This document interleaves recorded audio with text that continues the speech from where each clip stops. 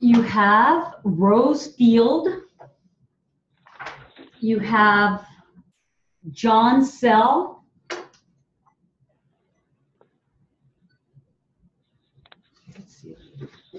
Okay. Oh, Seeley? I think so. You have September, December, Mrs. Field, March, Mr. Wallace, Hamlets, Rose Estimate, EUO, Crone. You have 180 to 210. Thank you. You have entries affected. Any questions on anything there, Joanna? No. No? And so this is going to be then Q&A at 180 for 5 minutes. Okay, Joanna? And it starts in the middle. I'm even thinking that's mine. Here we go. When did you do that? Rose Field was contacted in September. On which day? 2005. This was, well, I can't just say what date. I've contacted her several times between, I would say, September and December. And then I understand she was not involved. John Seeley, her supervisor, said she's no longer involved, I think, as of December of 2005. But I've contacted Rose several times to meet out there. And she said, well, send me your revised estimate and I'll review it. Phone contact was very poor. They were not consistent on getting back to us. So that's why I consistently made phone calls to her to see if we could settle this issue. This issue's been going on for, I believe, 2 years. There was every opportunity to try to settle this claim. My question was, when did you contact Mrs. Field? And I believe you answered that question. You said that she had told you to send her your revised estimate and you would call her back. When did you provide her with the revised estimate? Probably the second week of September of 2005. Okay, so your testimony is you actually gave. The statement that Mr. Wallace gave me at the examination under oath was provided to State Farm in September of 2005. Well, actually, it was provided on the 3rd of, right here it says it. It was the month of March of 2005. She had been contacted up to September. Well, you couldn't have given her your September 2005 revised estimate in March of 2005, could you? No, Hamlet's estimate is, if I'm correct here, 3/18/05. The other was 2/05/05. What I'm trying to say to her is my estimate went out to her, I believe, on September 16th. Well, I was given the estimate, your revised estimate at the examination under oath and told by Mr. Wallace that that was the first time that it was given, that he had a revised estimate. The revised estimate? Because you just said that you talked to Rose in September and she asked you for your revised estimate. I received that at the examination under oath of Mr. Wallace. Like I said. But it was given at his examination under oath? But we did send her a copy, just to let you know. After the EUO? After the EUO? Yes. No, before the EUO. You sent her, when did you send? I went out on September 16th, 2005, did the revised estimate, okay? Yes. Probably within a couple weeks after that, she received a copy. Do you have that copy from her? Yes. Can you show me the document where you sent her a copy of that estimate? Probably mailed out to her, just to let you know. Okay. I just want to see your supporting document. It's probably the estimate sent out to her. Once again, it's in Crone. A lot of our estimates are in Crone. So I would have to pull it from Crone on the day they're sent out, just to let you know. All right. If you don't have it in your file, if you could just send me that documentation. Yeah. Please wait until I finish my question. I keep forgetting. After the examination under oath, just look through your Crone. And if you could send me some supporting documentation for that, I would appreciate it. Okay? Yes. Thank you. So other than the duplicative moving charges, is there anything else in this estimate from September 2005 that you feel needs to be revised? Would you like to take a moment to look at it? Or do you believe that? Well, I would have to, if there was an opportunity to walk through with the adjuster, you go through each item and you see, what I feel everything that is in here that has to be completed on the repairs. The only issue that was brought up was the moving one at the end, you know. You have everything, all the other subcontractors' bids in this estimate, just to let you know. Okay, as we sit here today, other than the duplicative moving entries, is there anything else in there that, What are you asking?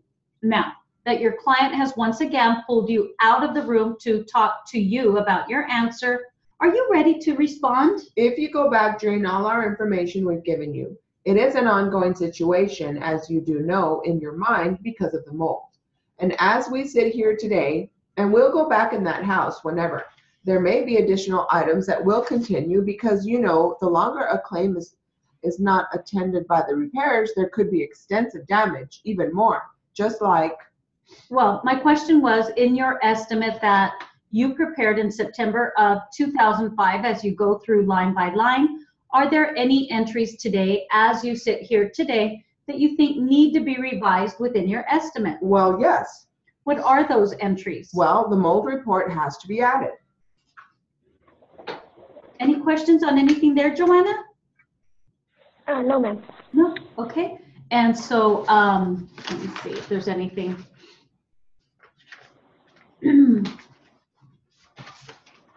Duplicative, real quickly, you can write duplicative, 3 strokes. Nope. Duplicative, 4 strokes. No, didn't come out. Duplicative.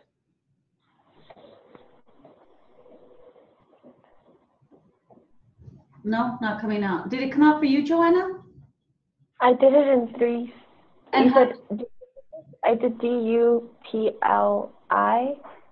and then K-A-I-T. D, I'm sorry, what was this first stroke? D? D-U?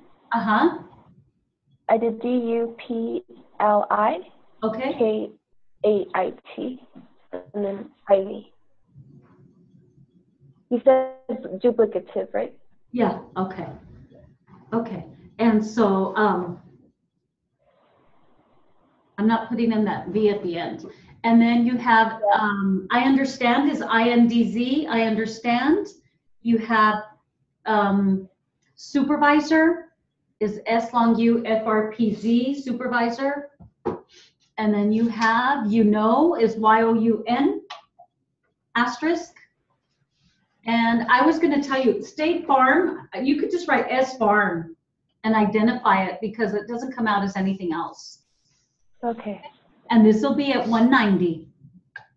When did you do that? Rosefield was contacted in September.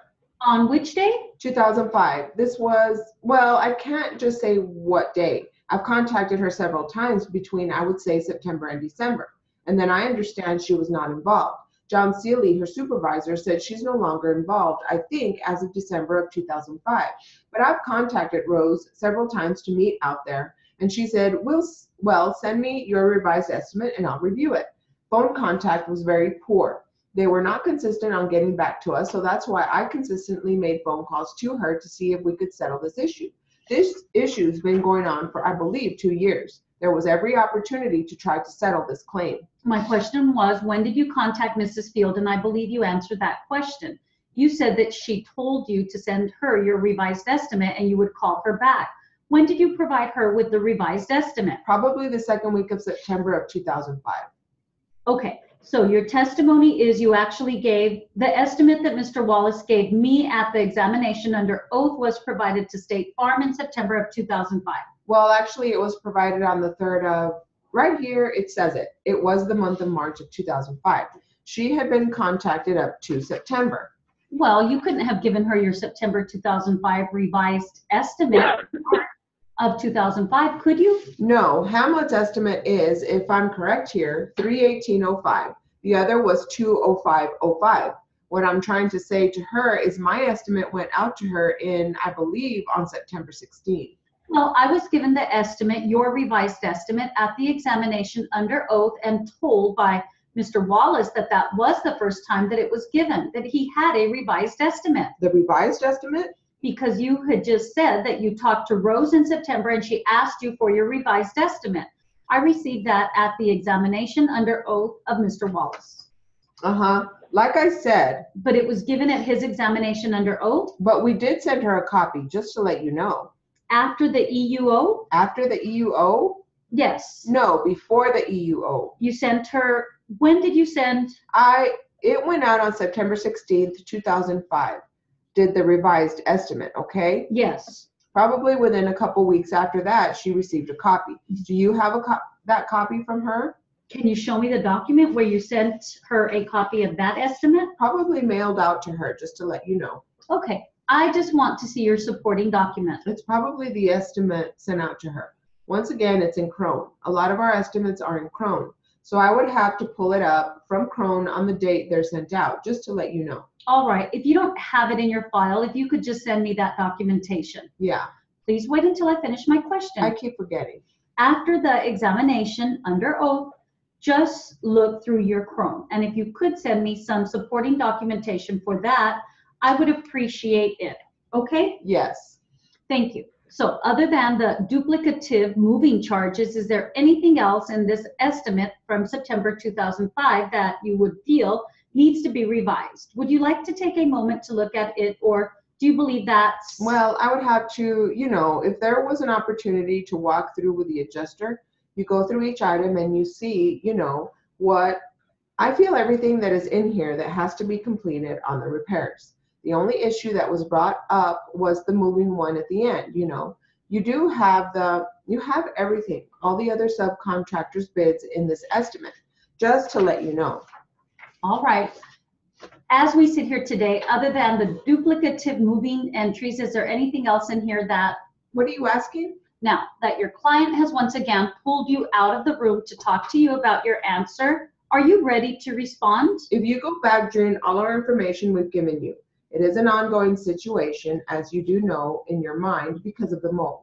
And as we sit here today, and we'll go back in that house whenever, there may be additional items that will continue because, the longer a claim is not attended by the repairs, there could be extensive damage, even more, just like... Well, my question was, in your estimate that you prepared in September of 2005, as you go through line by line, are there any entries today, as you sit here today, that you think need to be revised within your estimate? Well, yes. What are those entries? Well, the mold report has to be added. The mold remediation by the contractor has to be added. And will that affect the entries that you've already made in your report? Yes, that will raise the cost figures. It would also replace some of the work that you've set forth. Are some of the efforts by the mold remediation going to be duplicative of the entries that you... Anything there, Joanna? No, ma'am.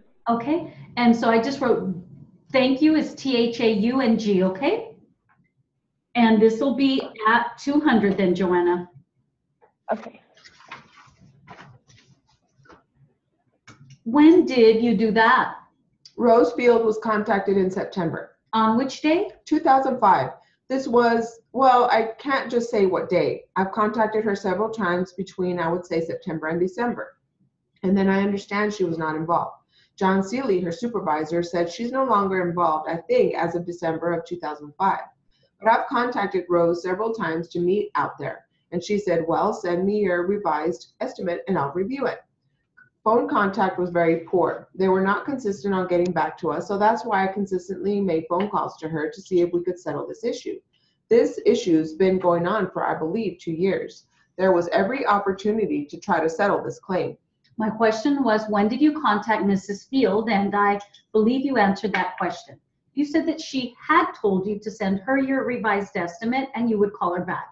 When did you provide her with the revised estimate? Probably the second week of September of 2005. Okay, so your testimony is you actually gave the estimate that Mr. Wallace gave me at the examination under oath was provided to State Farm in September of 2005. Well, actually, it was provided on the 3rd of, right here it says it. It was the month of March of 2005.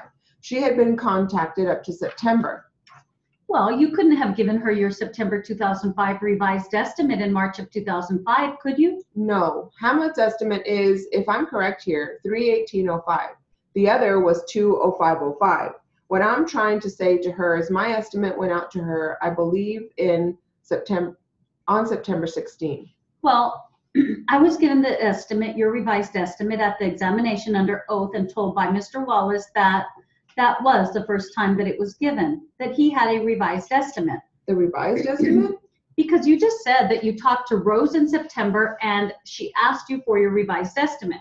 I received that at the examination under oath of Mr. Wallace.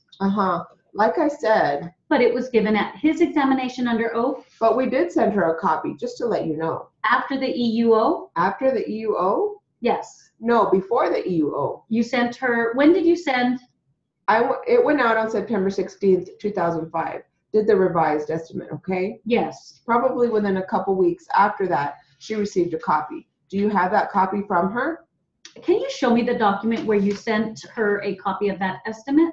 Probably mailed out to her, just to let you know. Okay, I just want to see your supporting document. It's probably the estimate sent out to her. Once again, it's in Chrome. A lot of our estimates are in Chrome. So I would have to pull it up from Chrome on the date they're sent out, just to let you know. All right, if you don't have it in your file, if you could just send me that documentation. Yeah. Please wait until I finish my question. I keep forgetting. After the examination under oath, just look through your Chrome, and if you could send me more supporting documentation for that, I would appreciate it, okay? Yes. Thank you. So other than the duplicative moving charges, is there anything else in this estimate from September 2005 that you would feel needs to be revised? Would you like to take a moment to look at it, or do you believe that's? Well, I would have to, if there was an opportunity to walk through with the adjuster, you go through each item and you see, what, I feel everything that is in here that has to be completed on the repairs. The only issue that was brought up was the moving one at the end, You do have you have everything, all the other subcontractors' bids in this estimate, just to let you know. All right. As we sit here today, other than the duplicative moving entries, is there anything else in there that? What are you asking?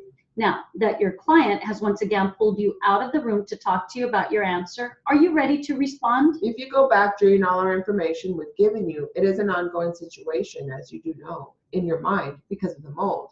And as we sit here today, and we'll go back in that house whenever, there may be additional items that will continue because, the longer a claim is not attended by the repairs, there could be extensive damage, even more, just like. Well, my question was in your estimate that you prepared in September of 2005, as you go through line by line, are there any entries today as you sit here today that you think you need to revise within your estimate? Well, yes. What are those entries? Well, the mold report has to be added. The mold remediation by the contractor has to be added.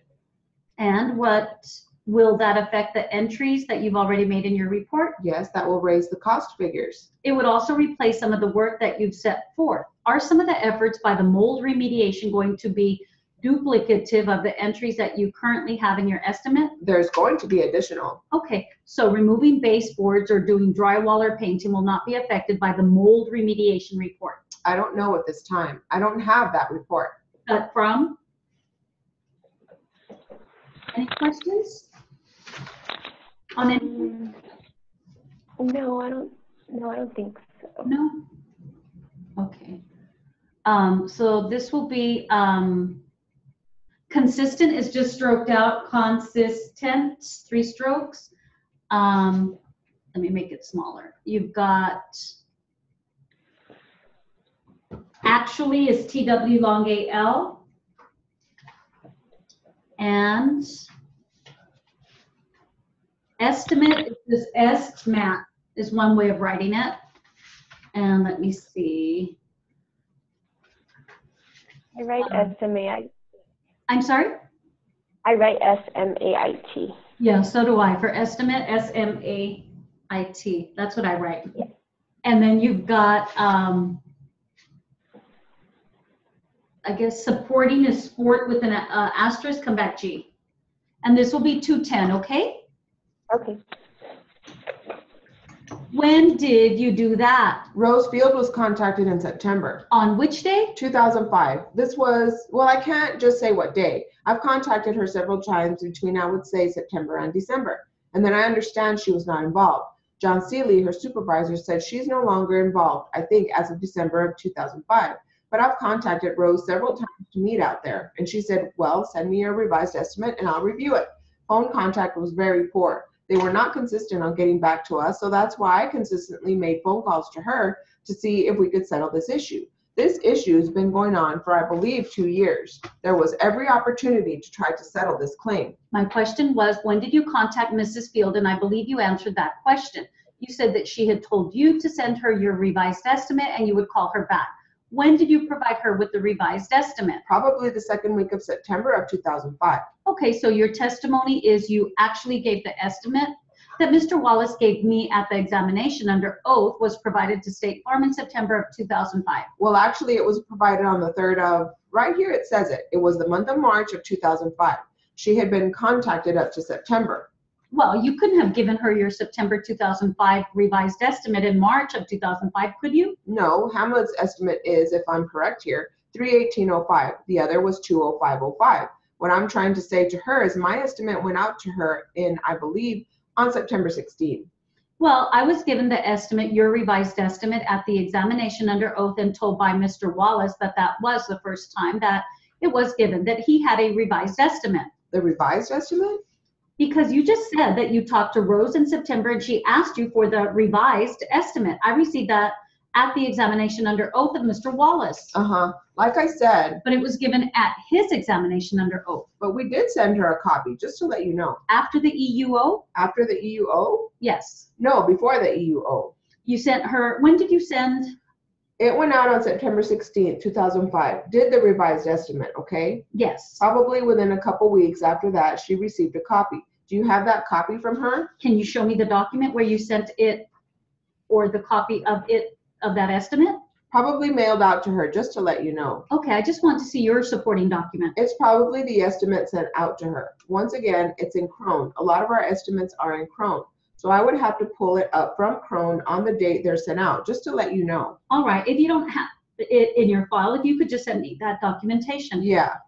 Please wait until I finish my question. I keep forgetting. After the examination under oath, just look through your Crone, and if you could send me some supporting documentation for that, I would appreciate it. Okay? Yes, yes.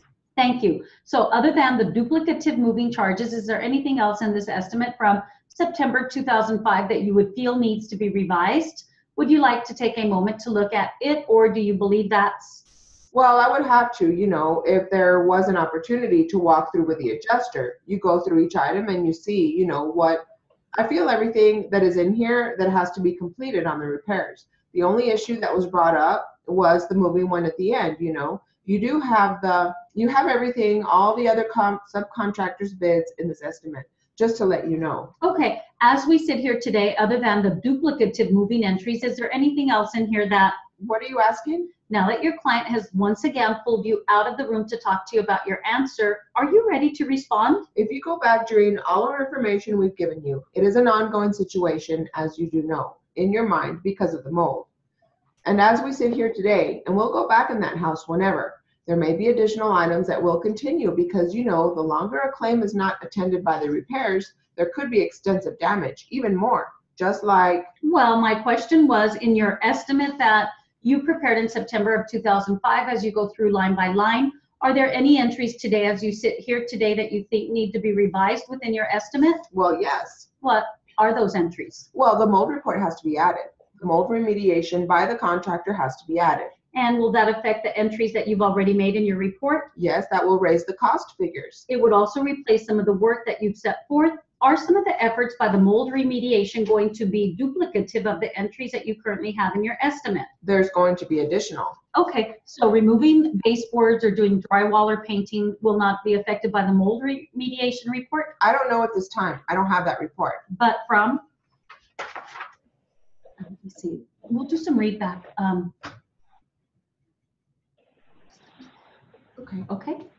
Okay, this will be for read back, and it'll be 30 at 200 words a minute, okay? Okay. When did you do that? Rose Field was contacted in September. On which day? 2005. This was, well, I can't just say what day. I've contacted her several times between, I would say, September and December. And then I understand she was not involved. John Seeley, her supervisor, And whenever you're ready, I'm ready, Joanna. Okay.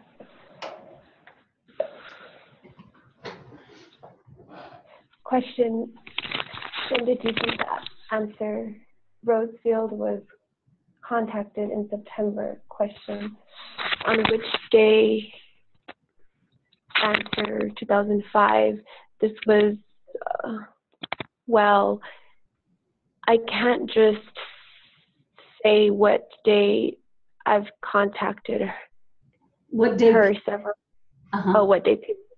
I've contacted her several times between, I would say, September and December. And then I understand she was not involved. I don't know.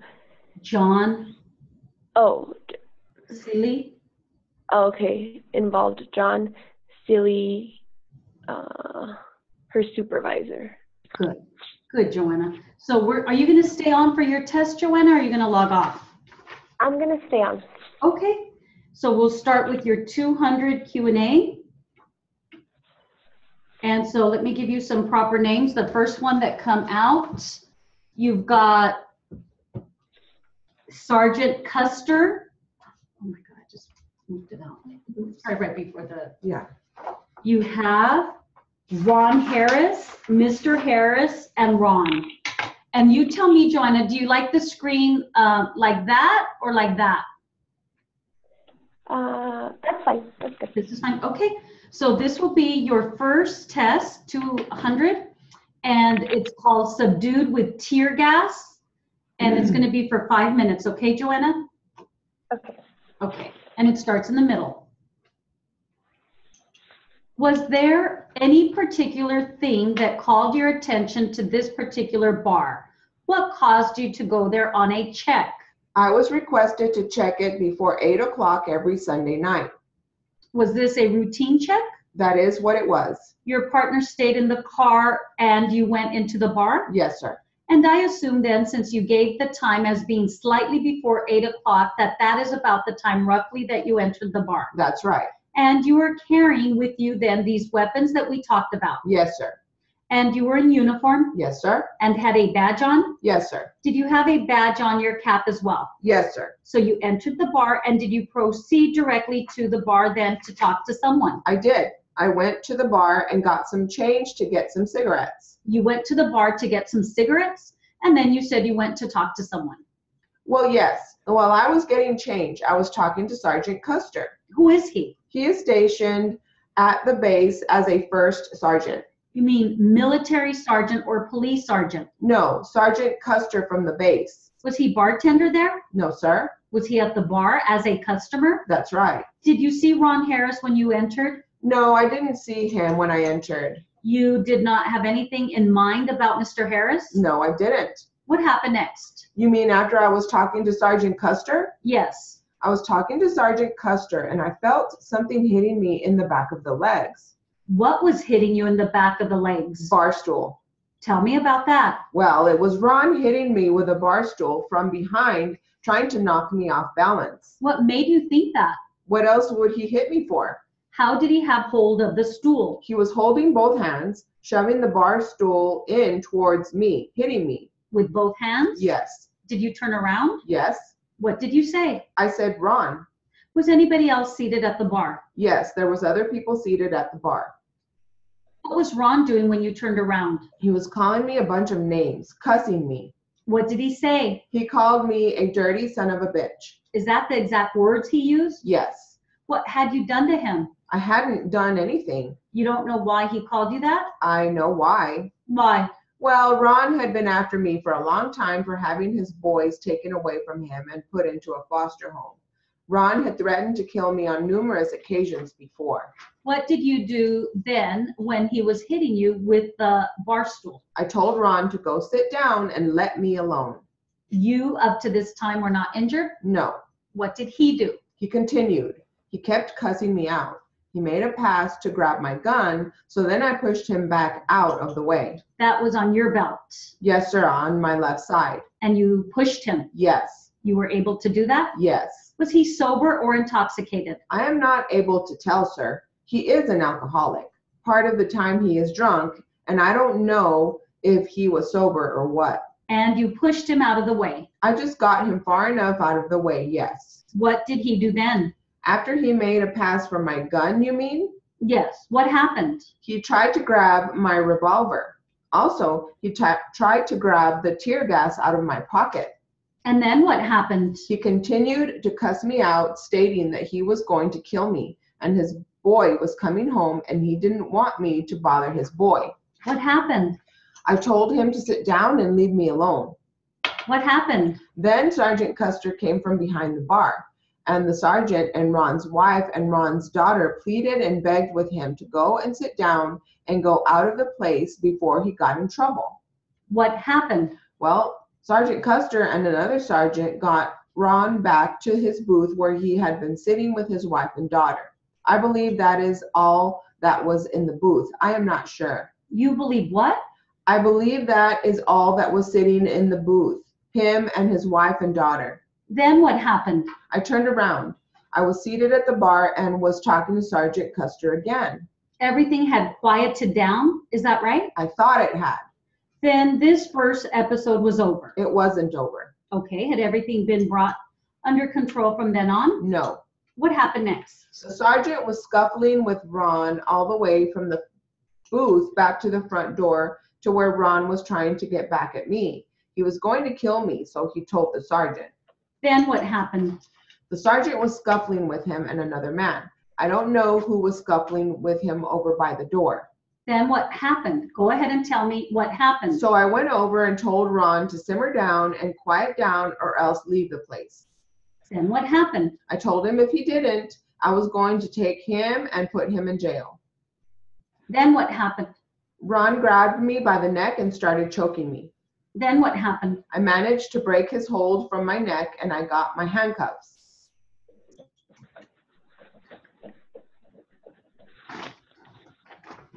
Okay. We have your second 200 Q&A, and it says no proper names, okay, Joanna? And it continues. It's the same type of Q&A material.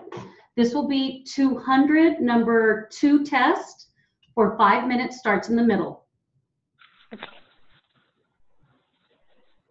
As I understand your testimony now, you decided not to use your gun, but elected to use the gas. Is that a correct statement? I never intended to use my gun. You didn't take your gun out at all. No. My question is, why didn't you take your gun out? And you have replied, because you thought you might kill him. It is possible somebody might get hurt. Wasn't it possible you could have hit him someplace where it would not be fatal? There was a lot of people running around. Anybody could have been hurt. When you elected to use the tear gas gun, you knew it had a shell in it, didn't you? And you intended to fire it? Yes. And you intended to fire it at him? Not necessarily. Where did you intend to hit him? In the chest. And you didn't intend to hit him in the face? No. Where did you hit him? In the face. How many feet away were you when he was hit in the face? I don't really know. At any time before this, have you had any instructions as to how close you ought to be or how far away when you fired this tear gas gun? I answered that before, approximately 6 feet. Did you ever have any warning about not being closer than that? No.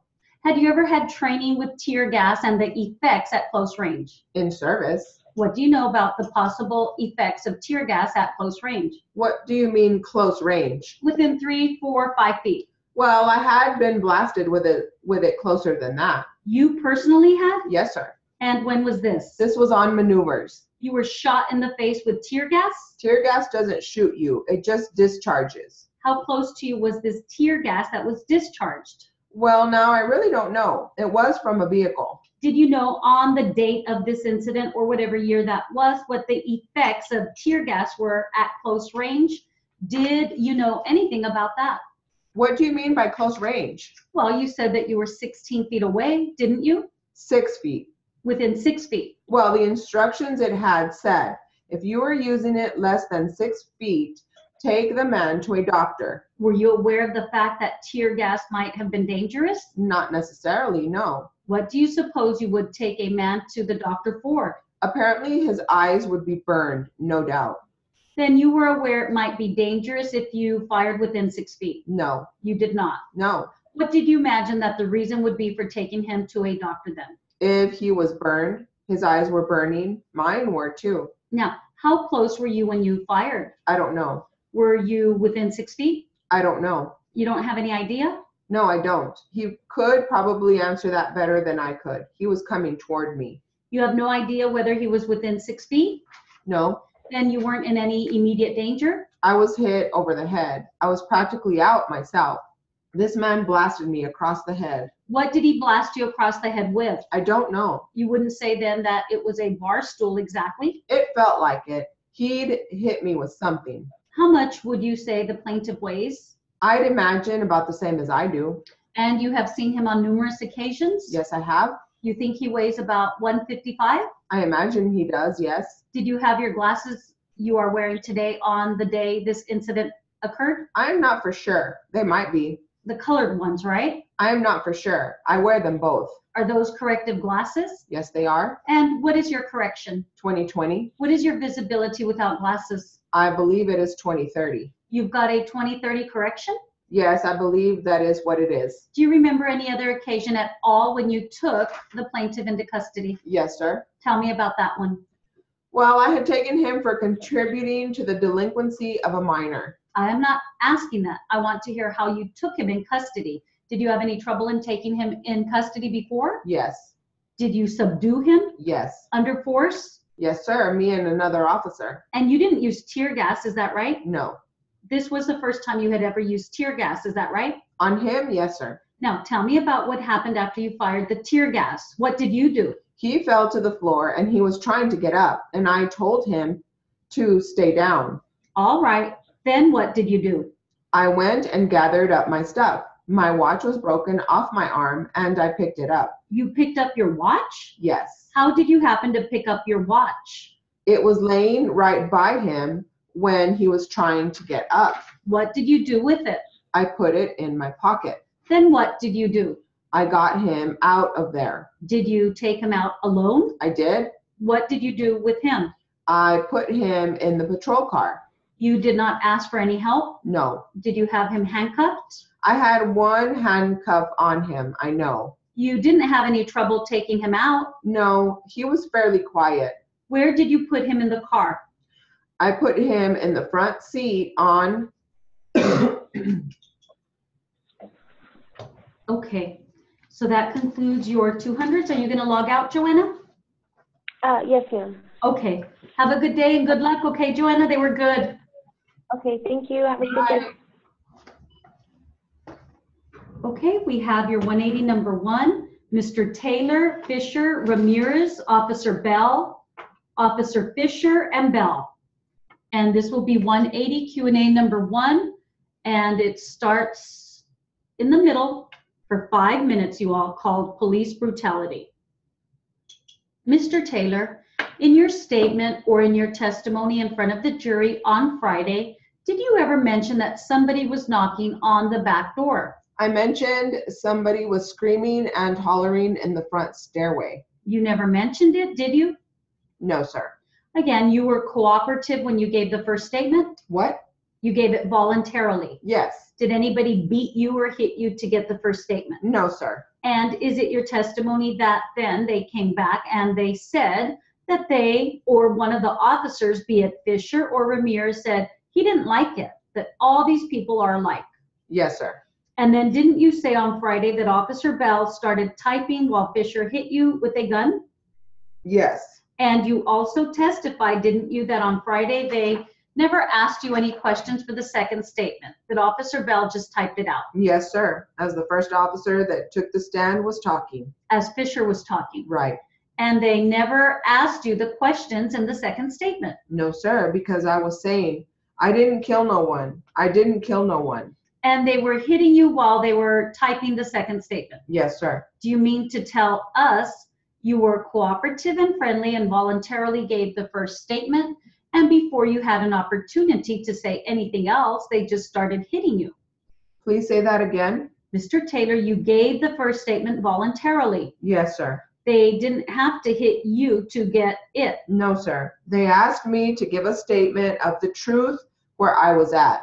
And you gave it. Right. And it's now your testimony that they just came back and started hitting you without asking you for a second statement. Yes, sir. You were a cooperative man on the first statement. Is that correct? Yes, sir. And they didn't give you, the cooperative man, the opportunity to say anything or make a second statement. No, sir. They just started hitting you. Yes, sir. Who pulled their gun? The first officer that took the stand. Fisher? Right. Where did he have his gun? He had his gun on him. Where on him? Left or right hand side? I don't remember. From where did he take his gun out? He took it out from the holster. Do you recall from which side he took it out? No, sir. What did he do with it after he took it out? Cocked it back, pointed it at my head. Cocked it back and pointed it at your head. Yes. How far did he hold it from your head? I could almost touch it with my hair. Almost touch it with your hair. A matter of an inch or two. I would say with my head, not my hair. Almost an inch or two. I can't say. What did he say after he put the gun on your head and cocked it back? Sign. Just sign? Right. This is after they hit you 4 or 5 times on the head, Right. and he pulled the gun on you without ever giving you an opportunity to give a second statement. I wasn't going to make a second statement.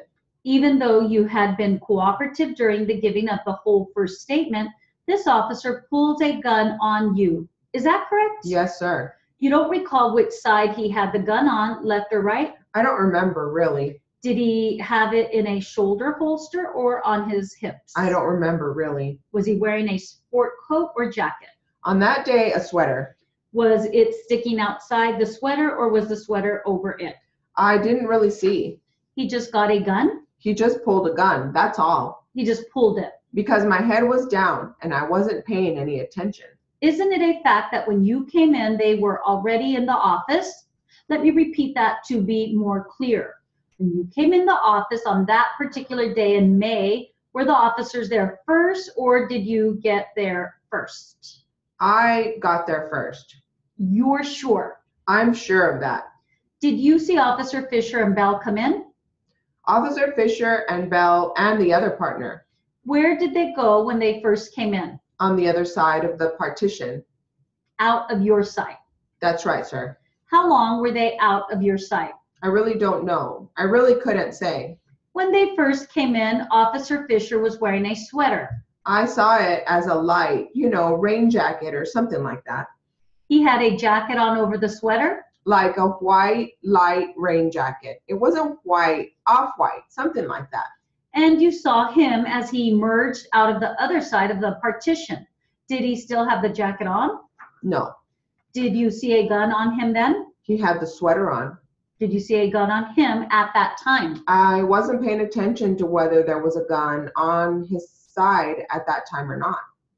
What time was it when? And then we have your second 180 test. Proper names, you have Mr. Taylor, Fisher, Officer Fisher.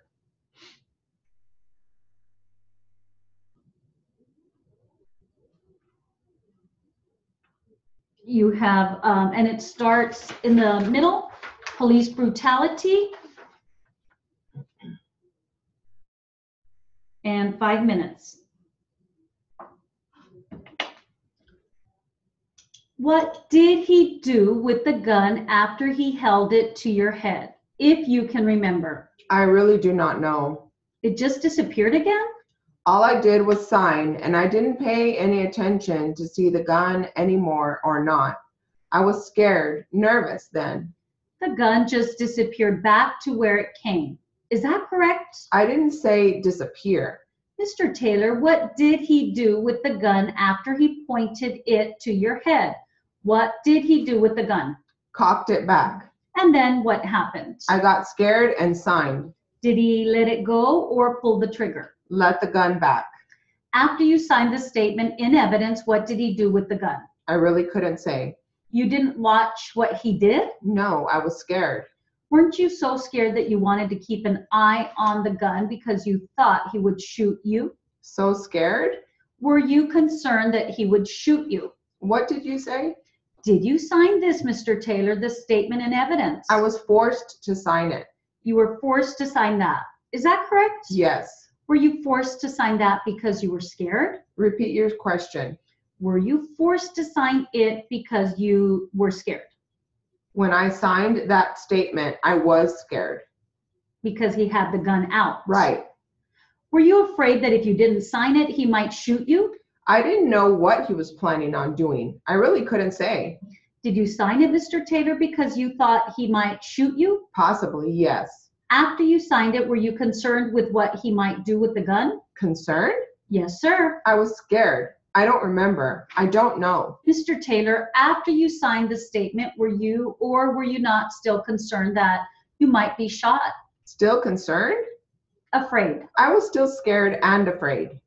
Weren't you interested in seeing what Fisher did with the gun? No. You weren't. No. You're a man who is sitting there with a gun pointed between his eyes, forced to sign a confession, and you're not concerned with what the man did with the gun? As long as he dropped it from my head, I wasn't concerned anymore.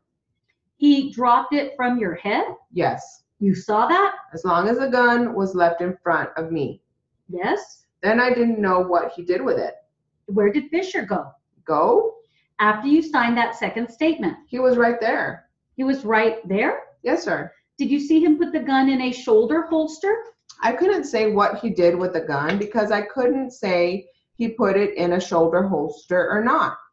When he pointed the gun at you in this manner, was it an automatic or revolver? Did it have chambers?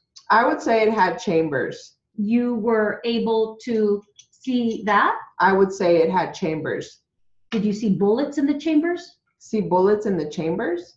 Yes, sir. Were you able to see into the holes? I wasn't paying attention to the holes. Mr. Taylor, can you tell us anything at all about this gun? As I said, I don't know anything about any guns. Mr. Taylor, I'm not asking you to be a gun expert.